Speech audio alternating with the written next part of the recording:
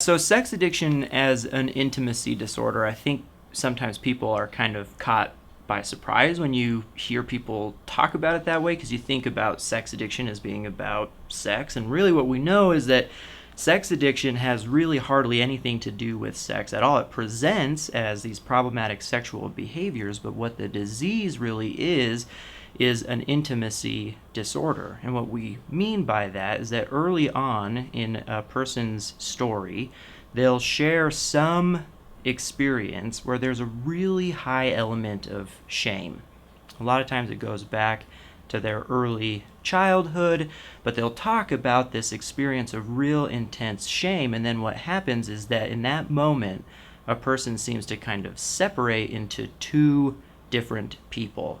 There's this person who has this shameful secret that nobody can ever know about, but this shameful secret again serves kind of a purpose as a coping strategy, that as I engage in these behaviors that I feel ashamed about, it floods my brain with dopamine, and dopamine does a really great job of quieting down sadness, hurt, trauma, those kinds of things. So I have this world that's really, like I said, I feel really shameful about, so I work very hard to keep it secret. And in order to keep this side of me secret, I have to create another side of me that I allow people to see. So I have this part of me that's very deliberately constructed to really throw people off of the trail of my shameful side that I really can't let anybody ever know about.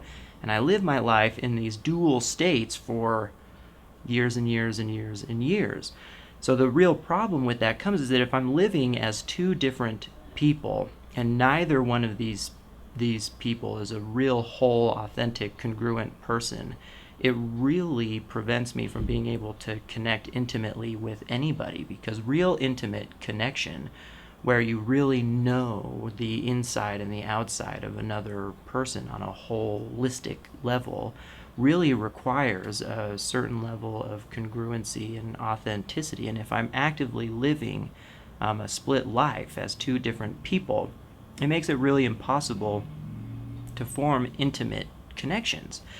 And the reason why I think that is important, the analogy that I always use, is that the human heart operates similar to a car battery, in that when my battery is drained, really one of the primary ways that we charge that battery back up is by plugging it into another battery. Just like if your car battery was drained, you'd plug it into another car that's running, and that would kind of jumpstart your own battery.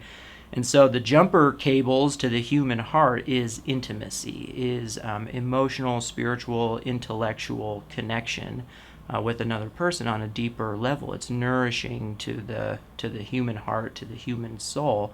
But if I'm living in two different worlds, and one of those worlds is really secret and shameful, and one of those worlds is really deliberately constructed, I can't connect intimately, and I can't recharge that internal battery.